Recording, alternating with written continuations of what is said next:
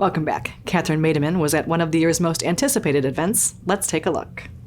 Hi, I'm Kathyryn Mademann with WHHI-TV, and today we are celebrating. Finally, we have the Burnt Church Distillery grand opening, and it's going to be a wonderful celebration.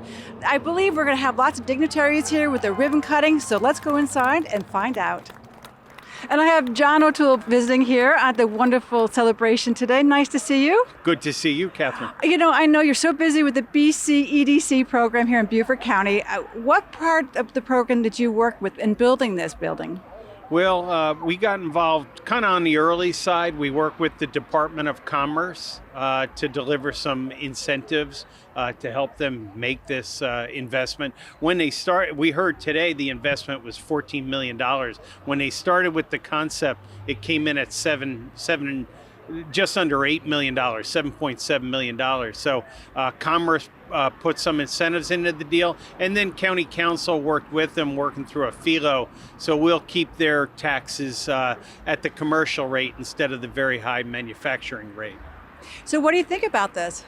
Oh, it's beautiful. You know, it's a great example of what we can do in economic development in Beaufort County, bring in companies that tuck in wonderfully, fit in with the local ambiance, and also provide supply chain for hospitality and tourism, so we can diversify our economy in a way that, as we always say, doesn't harm the environment and in fact enhances the environment. You know, I agree with you very much, because this is another, destination. We are a tourist area as well. And, to have, when Billy was talking about the commitment that they're bringing to the community, Yes. giving back, that's also important. Yes. And the fact that they're initially going to be distributed, well, first we heard from the mayor. Mayor Sulkus pointed out 80% of their goods that go into the distilling process come from South Carolina ag. That's great. They're going to distribute in 2 states, and they're looking to expand that by another 28 states. So it's an economic engine. It's not a recycler of money as economists look at it. It's a great project. And that's a great way of putting it as well, because we are, funding, but they're also going to be a meaningful business for the state and reaching out our products. Yes, yeah. Well, I want to thank you for joining me. Good to be with you, Kathyryn, always. Thank you. And I'm with Billy and Sean Watterson, who are the owners, founders of the Burnt Church Distillery. And I want to ask you so many questions, but I'll start with the first one. First of all, congratulations. What an exciting day. I mean, you had a great opening, and the whole community is here to support you, number one. Two, everybody's wondering how unique this is. Let's talk about the experience for the customer coming in. Would you share that with me, Billy? You start. Yeah, absolutely. So it is unique, and that's because we're special. Mom always said that. We're unique in that we've taken a different approach to the depth and the history that we focused on. So when you first come in, you're going to experience the study, we call it. It's a museum, and it talks about the history of Bluffton, but also what happened on Burnt Church Road, with the exception of the answer. So kind of the happenings, but not stringing it all together for you. We have a mercantile store that you can buy swag. And then as you make your way up through the center, you'll see the actual sanctuary. And that's where we do all the tastings and cocktails and offer the opportunity to actually explore the production side too. You get to engage and interact with the equipment. So lots to do. We have Square 67 outside. We have live music, Pizza Co. next door, so you can get your eat on and continue the party. We're limited to 3 ounces, so... I thought that was really interesting. Yeah. I guess you have to buy a bottle and bring it home. Yeah, or 3, yeah. Or 3. That's right. Well, for the experience, but now I want to talk to you. I have yet to meet you. I met Billy several times, but you are the distiller. You're the person that's sort of creating the menu, create all the flavor ingredients. profiles. Yes. So tell me about this journey of how you come up with this. So it was the first time that we decided that we were going to make whiskey and do this distillery. The first thing that hit me was oh my God, I got to go to the liquor store and I got to start buying stuff and I need to start experimenting. And that's exactly what I did. And then I started coming up with flavors after flavors after flavors. And I probably had 30 flavors, and then we had to whittle them down.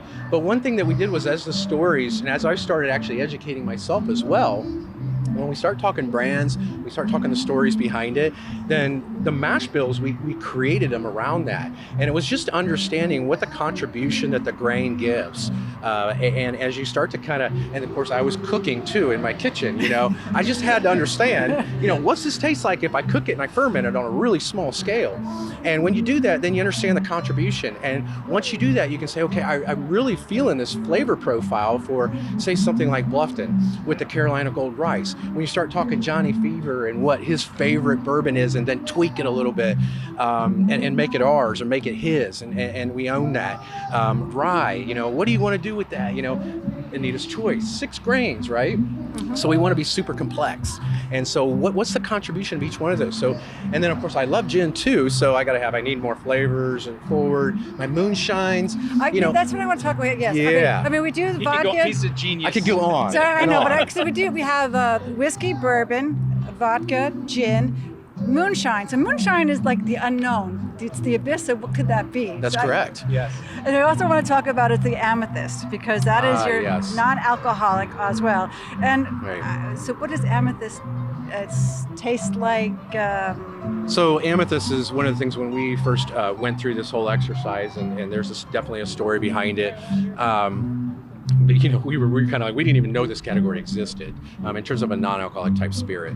And so we sat down, and again, it was another thing where the train just kind of took off, and I'm like, okay, let's start developing these flavors. And it was combinations of flavors. So after I did the first test distillation, I thought, wow, you know what? It's just kind of plain. It's water.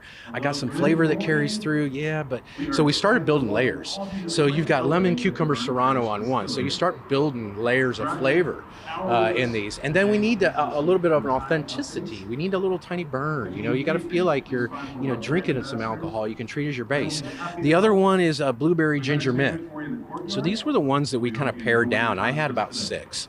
And then we were kind of like, we should probably just start with 2. After all, we got 17 other SKUs here with, So, but the flavors very much just came from a combination of building layers. And those were the 2 that we picked to start with. Well, Sean, I can you feel this passion in the mastermind, and it just keeps going and going and going. So I want to say thank you so much for taking the time and sharing this with me, because Absolutely. I know a lot of us, we read your website, we want to know what is the spirits, what's the ingredients, and what's on your mind when you do this. So Thank you for that. And then I want to wish you all the best of luck as well as you forge in this new business of yours. And thank you from the Bluffton area. Absolutely wonderful. We appreciate the community support. Yes. Thank you so much. We're very excited for Billy and Sean Watterson for this wonderful business that they've launched. What's amazing about this, not only are they bringing such a unique business to Bluffton area, but they're giving back to the community as well. We had the governor, we had the Mayor Solka here, and we also had our chamber. It's a wonderful supported community project, and I want to wish them all the best. Back to you, Betsy.